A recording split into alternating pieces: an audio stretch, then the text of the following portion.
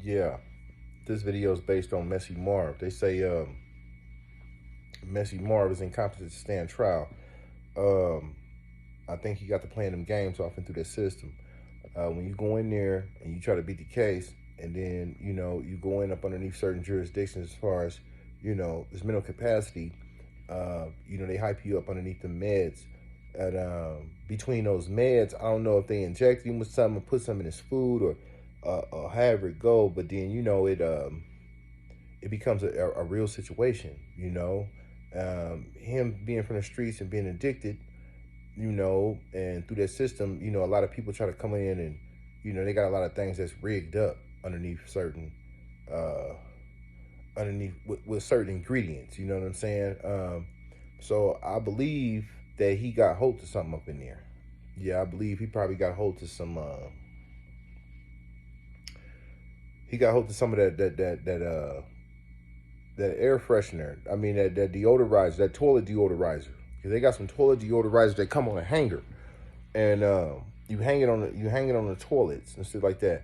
Deodorizers for urinals, and it looked like a block of ice.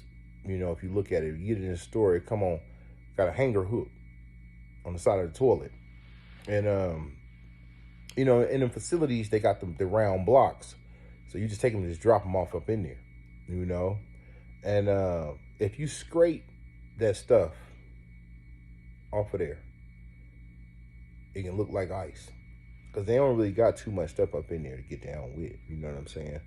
So, the people, you got people from the streets, they'll come in too. Yeah, they'll come in too with, some bad work. But I believe he got hold of some bad work, and everybody do know right now his conditions and his circumstances. His conditions and circumstances is bad. He don't really know his own name. They say he's throwing fecal matter all over the rooms in the cells. So he's throwing fecal matter all over. He don't know his name. He don't know he's a rapper. He didn't totally lost his mind, in that facility. But shit, motherfucker like Mess, he did time before, what I'm saying? He thugs it. But at this point right now, I think somebody done gave him something that he got laced up in there. But you have a short, they have a certain thing to where they can, lose their mind. They could trip out on a short period, on the short term. And then you got the long term, which is a permanent trip. It's like messing with acid and shit like that. So that's why I tell y'all, hallucinogenics, shit like that, mushrooms, acid trips, acid tabs, anything that can alter the mind in that way to make you start seeing shit, alligators, lions, and shit, and bears and tigers in the room. They're not there. They're not in the room. Don't give me nothing, that's gonna take me. The new drug they got out there in them institutions is that K2, that wig. Yeah, they call it that wig, y'all. So they wigging. Yeah, you see them in the Alabama prisons, man. They wigs.